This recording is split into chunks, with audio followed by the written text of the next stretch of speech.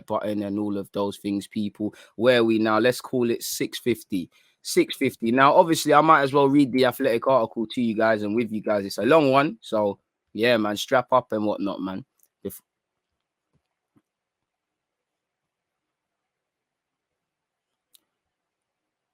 Where can we see the highlights to the game against Brentford behind closed doors? I don't know, my guy. You're going to have to, I'd assume Arsenal are going to put them up at some point, or Arsenal are going to do what they did against Watford. And I could be wrong, but I'm sure Millwall, where they ran a live little stream where they replayed the game. So look out for that. And if there is that, then we'll bust a live stream. If not, there's an issue. 150 odd people. Make sure you're hitting the like button. But as you can see, the Athletics article, Arsenal's transfers, Arteta, Edu and Garlic, who did what? I'm going to try and skim through the jargon and things like that, but it's been a frantic period, especially for manager Mikel Arteta, technical director Edu, and director of football operations Richard Garlick. This is the first summer in which that trio has worked together across the cross of the window. A dynamic has steadily developed. Now their work must bear fruit on the pitch. Arsenal have suffered a dreadful start to the season. Less of that. We know our season was terrible. But let's see the first paragraph. Strategy, as you can see here, people. Arsenal's new direction is perfectly clear. I don't think anyone can disagree with that. Clearly, we have a mandate for young players and things. We can all see that. Gary Nev, I think you look like a bit of a dickhead because you said that. But you said that when you first came into Sky Sports that you could see that more or less. And now you're not. You can criticize a lot of things about Arsenal. You can even criticize the recruitment. But be fair with your criticisms. You can clear whether they've recruited right, whether the profile is right is another thing. But clearly we have targeted people 23 years of age, as we've seen when we're speaking about them. 23 and under, like it says there. And when we look at them, they've all got 60, 70 appearances for their respective clubs. So there is a foundation to build upon. Whether we're able to build them, whether we're able to develop them, whether Arteta and co are able to, see them into the potential of what they are tomorrow is another thing. But let's not act like Arsenal didn't have a clear mandate. There was none of this buying David Luiz, buying Edu, and all of these sort of things. It's a bit of an issue.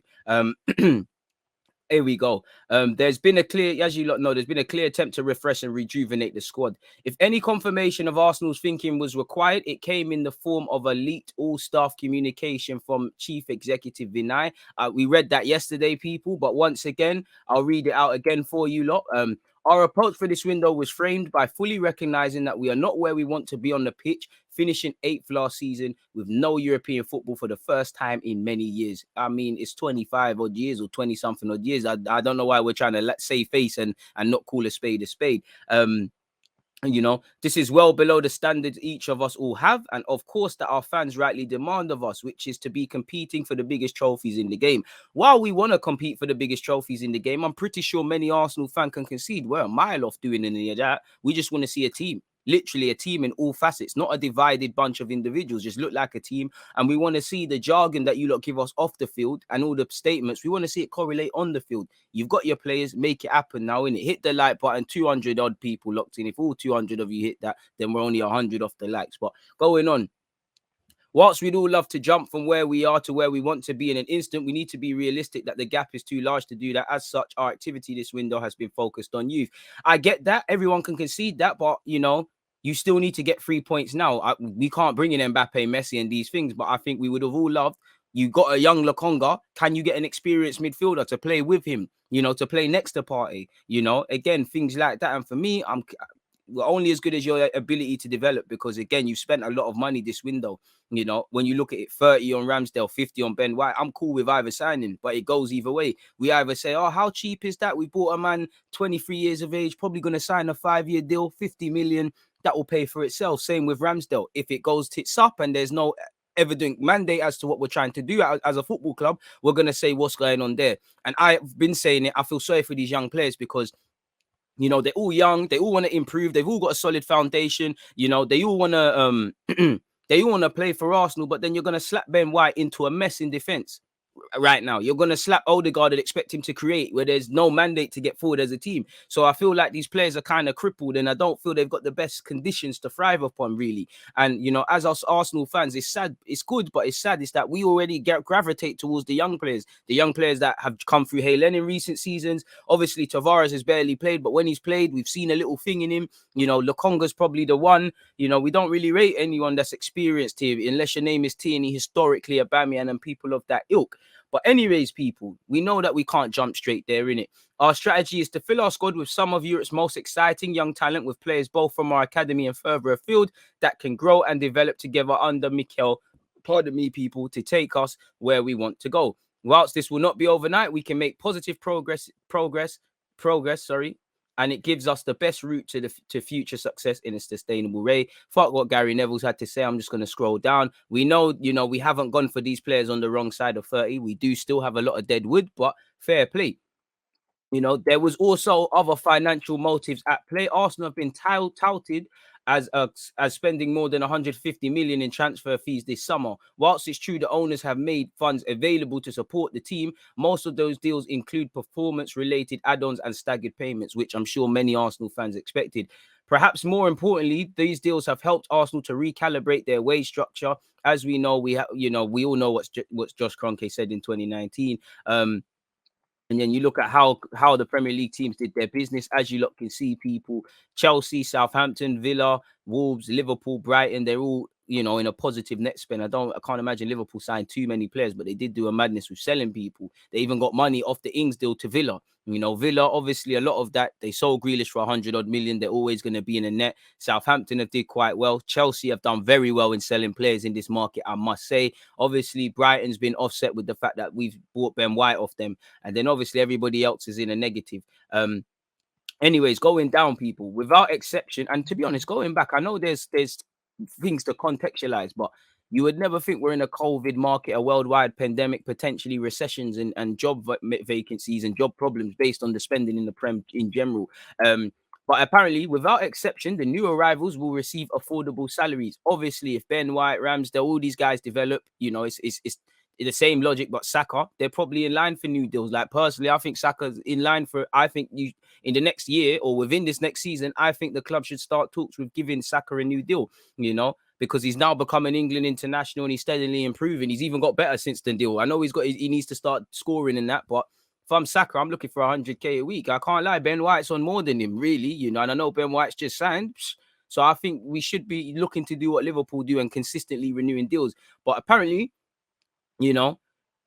it's important to contextualize, these purchases and fees paid for them accordingly. Ben White may have commanded a higher transfer fee than Rafael Varane, but is understood to earn less than a third of his wages. The Athletic understands White earns around 80,000 per week with bonuses. With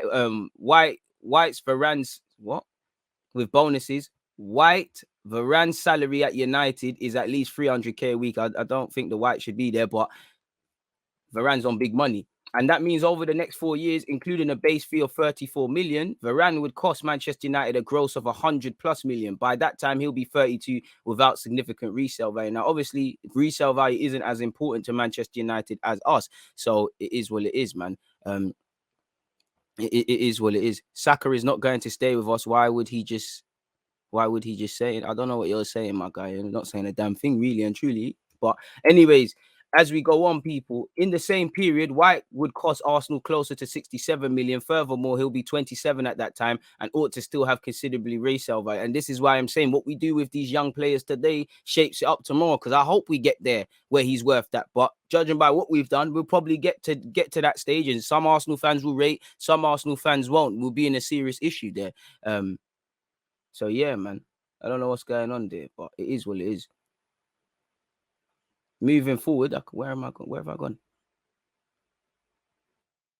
My glasses. Anyways, people, yeah, so it's spoken about that.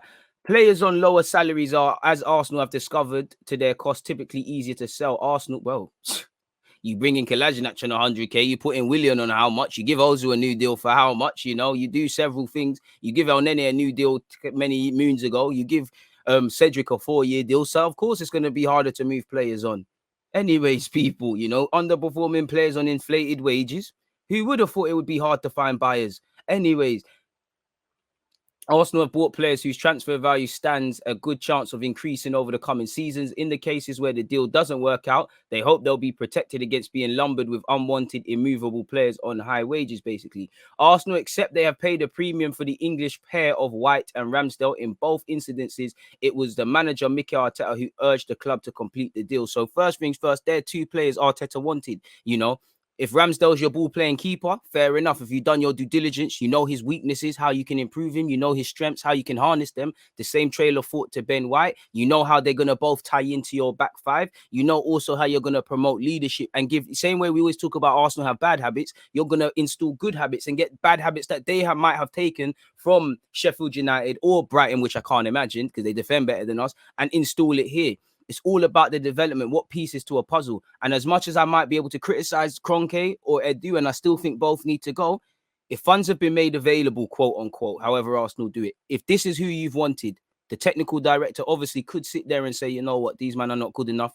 As much as it's your team, every signing and every incoming and outgoing and how we plan in terms of learning from hindsight and applying foresight, it all comes on my name. So I'm not going to accept these guys. But that's looking at it on a sort of deeper scale. If we just look at it, you want them to. My job with Richard Garlick is to get the players you want. You've got 2 players there at a premium, because some would say, again, I don't mind Ben White, but I wasn't saying to sign him. And the fact is, he's got a good foundation, but he's only played 1 year in the Prem. People could say, could you have got someone with a bit more assurances? Who is another question? Same trailer thought goes with Ramsdale. As I said, or say it again, in both incidences, it was manager Arteta who urged the club to complete the deals. They believe, however, that the English premium works both ways. When they come to leave Arsenal, their homegrown status should protect their value somewhat. Arsenal also believe that they have not simply acquired kids. These 6 players have considerable experience. As I said, they've all got a foundation. TT is definitely not a youth, man. Lokonga is inexperienced, but he's got, he's captain Dandelek, as it says there, and he's got something. Odegaard's the captain of his team, So again, you've got all different sorts of leaders, and I keep saying they've got a solid base of foundation, but we need to harness it now. Arsenal also believe they have not simply acquired kids. These 6 players all have considerable experience. Odegaard is the captain of Norway. Lokonga captain Dandelek. TT has already won 23 caps for Japan. Tavares has already played 35 games in Portuguese Primavera. So that's quite. Tavares is very inexperienced, if I'm real. There is no keeper in Europe aged 23 or under who has played more top flight football in the last 2 years than Ramsdale. So again, they're still inexperienced, but there is experience to build upon. This is not, however, a strategy of Arteta's design. It is something the club's hierarchy have arrived at together. Strategy conversations between the technical director, the wider executive, the board included trusted Kroenke advisor Tim Lewis, and the ownership saw the club take this course. The manager was, of course, a voice at the table, but this was not one man's plan, and we know it's not going to be one man's plan. This is a club decision. Arsenal gave consideration to laying out their strategy publicly at the start of the window, but decided to let their actions do the talking. Talent identification, something I like, and I have a qualification in. Any scouts out there want employed it done. The initial list of transfer targets that formed the basis of Arsenal's summer business was actually pulled together in advance of January 2021 transfer window. I'm not going to praise you for that. You should be doing that. You should not. We spend a year looking at players. Just because it's the summer window doesn't mean guys have stumbled in the summer and say, let's buy these players. You should be doing your due diligence, so that's standard. Names have been added or dropped off since then, but it was then that the blueprint for this strategy was first laid out. I mean, we have a mandate as you, so I think a bit of this is propaganda within the Athletic, making out that there was always a strategy. I'm not saying there wasn't, but every club does this, and I think to the casual fan, that will unnecessarily impress them. Arteta's promotion from head coach to manager has created some confusion among outsiders over what the hierarchy of decision making is. While every deal is different, the basic internal process for the recruitment is as followed. Firstly, Arteta and director Edu draw up a list of requirements. Arsenal scouting team then draw up a list of potential targets. Again, this is nothing new under the sun. Every club does this. While the club dispensed with the vast majority of their scouts in redundancies of 2020, they have retained some staff who effectively took up the mantle. Jason Ato is the club's player recruitment coordinator. Mark Curtis is a first team scout. Tolly Coburn is in charge of the analytics strategy and application. Ben Napier, the club's loan manager, also forms part of this team, which loosely became known as the Football Intelligence Department. The idea was to integrate a number of previous separate departments reporting directly into Edu, streamlining information regarding squad planning, scouting assessments, development pathways, and loans. Arsenal have subsequently began adding new scouts back into this team. Edu and A2 successfully interviewed successful candidates, including Fulham senior scout James Ellis, and former Manchester United and City scout Roman Parrott, and former Manchester United and Inter scout Tony Lima. Forgive me for any mispronunciations. While previously there was tension between the traditional scouting department and StatDNA, now known as Arsenal's data analytics, the football intelligence team contains a number of former analysts who are more comfortable with using video and data in assessing and producing reports. The intention is to see data become integrated into the process for it to be a complement rather than a contradiction. Any potential signing goes for a database check. In most cases this summer, consensus was found. I mean, this is a consensus that found bringing in Willian, Cedric, committing to needless deals and whatnot. So I'm not too sure, at some point the eyes don't lie and you need the brain in it. You can have all the fancy analytics and I need to be able to trust the people that are there. Clearly I don't. Arteta and his coaching staff both filter and feed into the list produced by the recruitment team. Both of Arteta's assistants, Steve Round and Albert Stevenberg, have a voice in these discussions. They also contribute to building up knowledge of the player, discreetly speaking to coaching staff from other clubs to determine information about their background and character. Like I said, nothing is any different from any club right now. Nothing. This happens everywhere. So again, to some people who are a bit ignorant to it or a bit don't know, this might come across as innovative, but this you mean to tell me that scouts, coaches, technical directors all talk to each other and assess targets and prop up names and disregard names and try and filter and find information? Who would have thought? I don't know, man.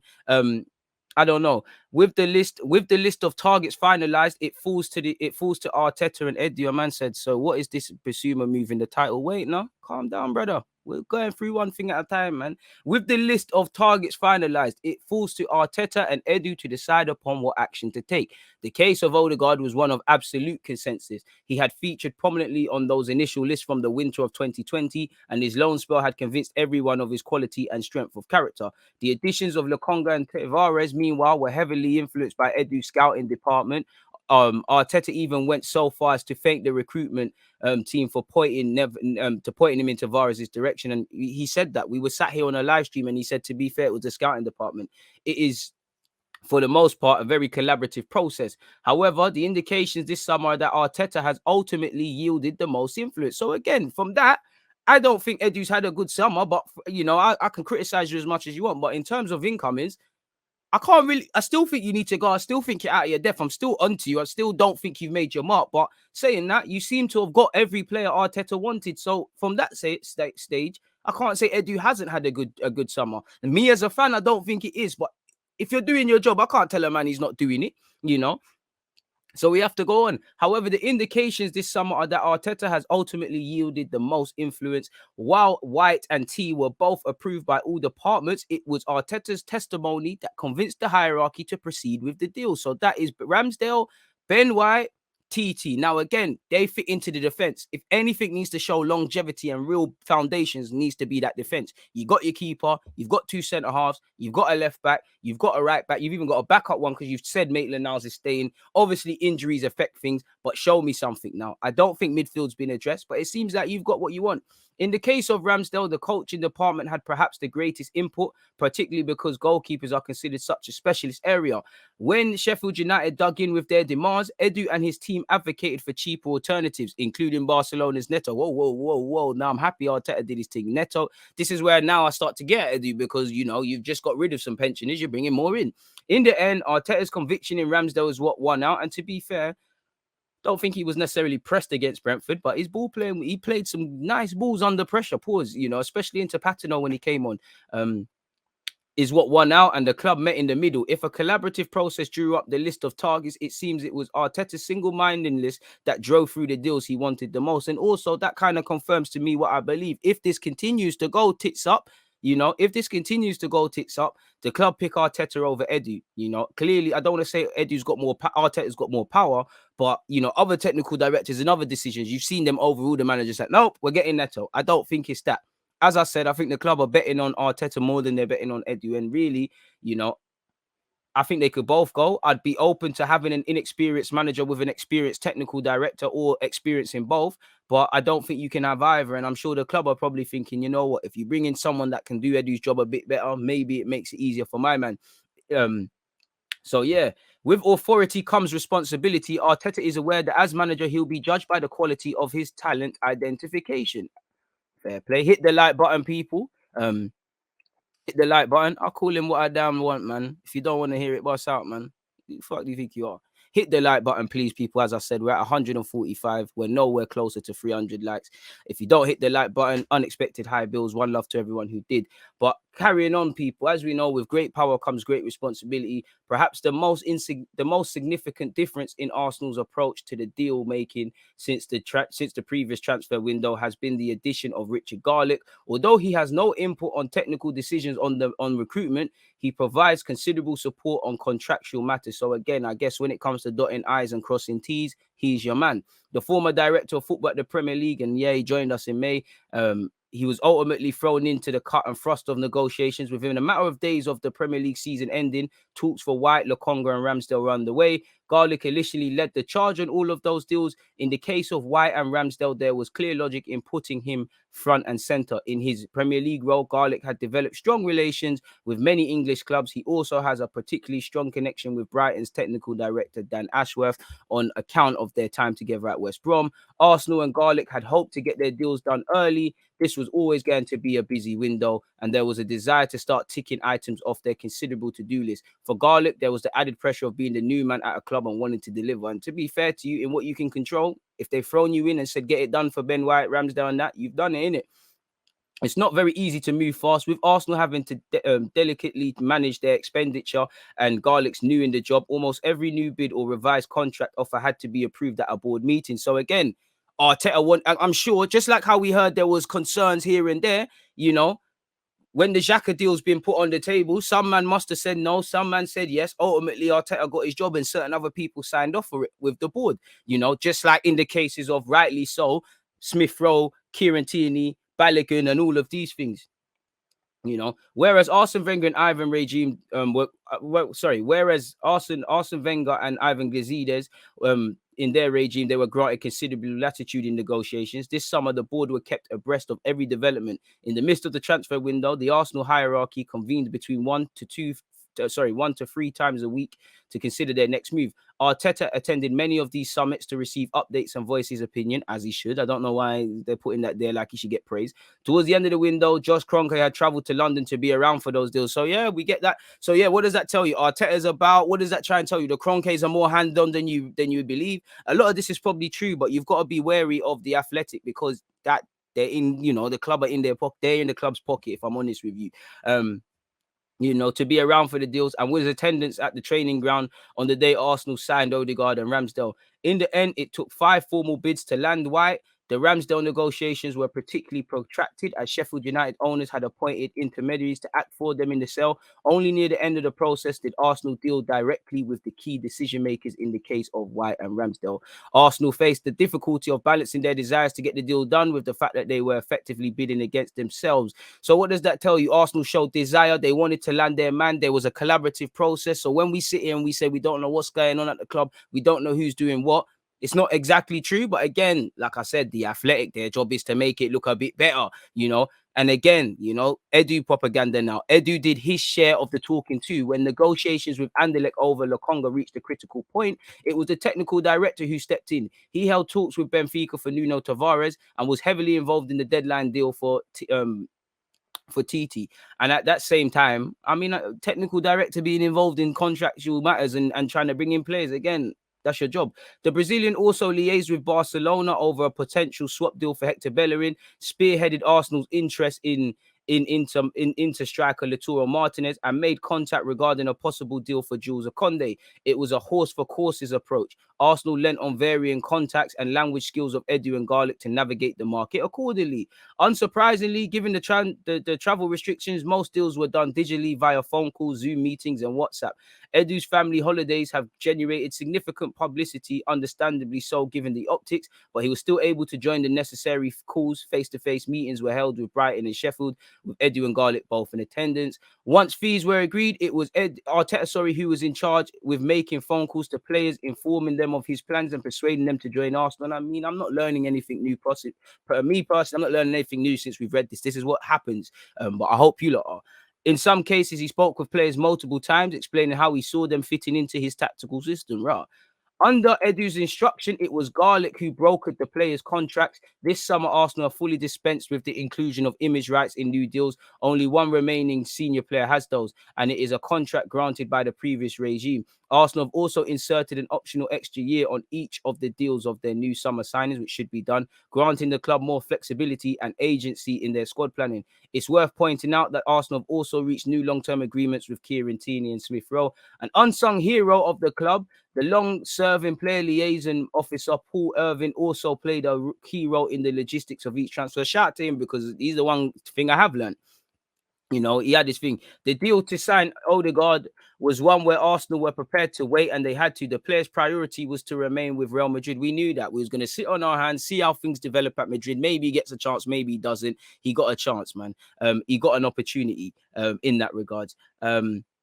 And we took it. You wanted your number one target, you got it. End of the day, it's cool. But when he was excluded from the squad at the outset of the Spanish season, Real's intention became clear.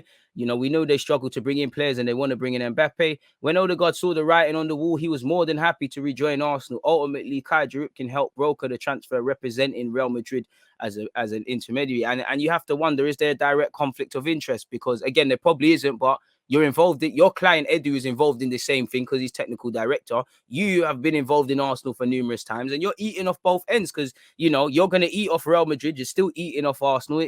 Again, he's allowed to represent what he wants. It could be a coincidence. There's nothing wrong with it, but it doesn't leave you feeling right. When it came to right back, Arsenal labored to find a player of the correct profile and was available at a reasonable fee.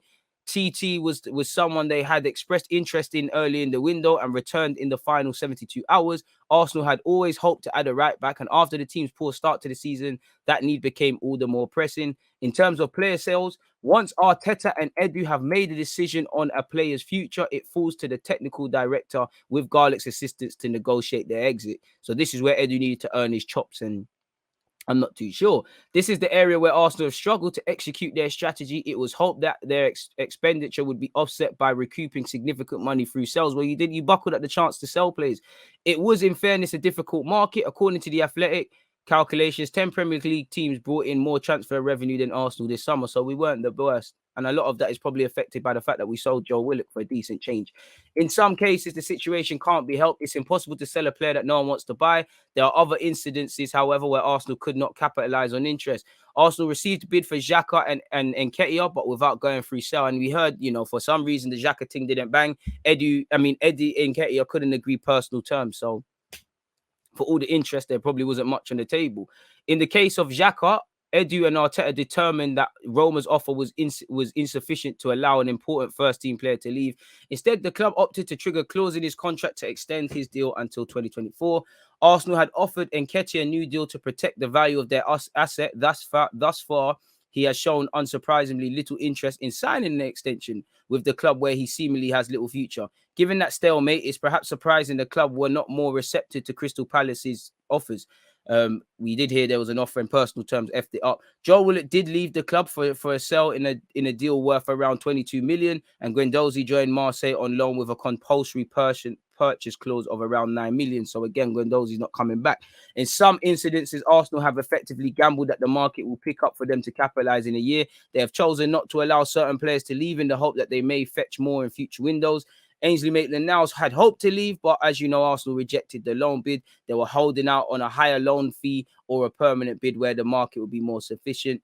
The Athletics analysis, how long is this? Well, as you can see, arguably Arsenal's owners deserve some credit for sticking to the recruitment plan despite the failure. You mean you want me to? I'm not praising no one for doing their jobs, especially where we are now. Credit where due. That's as much as it cuts. But this is why I say the Athletic is a mouthpiece, because it's told us some facts, but all it's done is make us look like we've had a plan, which we probably have, and it's probably designed to save face with Mikel, Edu, and now Kroenke. So again, you can't read too much into this, people, but arguably, Arsenal's owners deserve some credit for sticking to the recruitment plan despite the failure to recruit more money through sales. The club had a clear strategy for the kind of players they wanted to add, and they executed it at a considerable cost.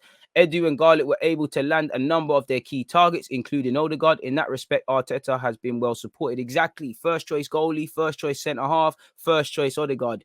Get something out now. It's all on Arteta. Ironically, if it keeps going tits up of the season, I think it's Edu who gets chopped and not Arteta's. But at the same time, The manager needs to get 3 points, no matter how much you're building for the future. In several cases, it is the manager who has ultimately decided on the chosen targets. Consequently, they will inevitably be judged as his signings. Responsibility for the strategy is shared, but on the player selection, his influence is clear. Because at the end of the day, you can, there could be as many targets and we could all agree, but if the manager doesn't rate, then why would you bring him in? Now, there are incidences to go against that, but if it fails, it's not, it's you would imagine that Arteta's word, I wouldn't say is final, but it sways a big, heavy interest. I say the club wanted Ramsdale. If Arteta said, F that, you're not bringing him in. In a difficult market, Arsenal would have hoped to bring in more revenue from player trading. Inevitably, there'll be some scrutiny on the technical director. Arsenal may point to the lack of interest in certain players. Well, I can't lie. Other technical directors have, there's been players at Chelsea that people shouldn't even touch with a barge pole. They've managed to get decent money.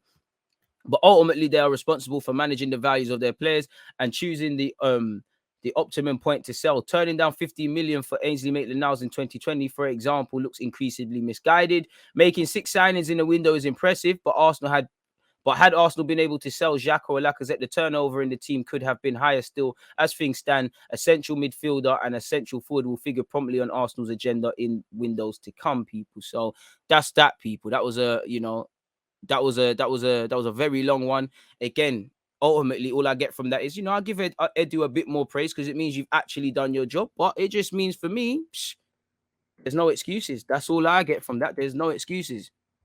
Is where it is, man. What are you lot saying? Because that was a long one. Big up Deluded. I'm taking a social break in Arsenal detox until the next game. Just want to ask before I start this, do you see any hope for us or light at the end of the tunnel? I'm generally always hopeful. Right now, be real, it's just blind hope, blind optimism. I can't give you any logical reasons, so I would say no. Athletic praise and simple job requirements. Trust. Just bigging up men for doing their jobs. That's what I feel, Look, big up people because Edu's done more than it's wanted, and I've got what I've always believed from that article in that, Arteta, you've got your targets in it. You tell it again. A lot of what you said, we said it out there. People collaborating. To see who's the target, scouting players, and then we're all running through the analysis. Indirectly going through to clubs of players that we want and asking what their personality is about, trying to bring in and shift players. I can't really praise a club for doing what they need to do, and especially where Arsenal been. I'm not gonna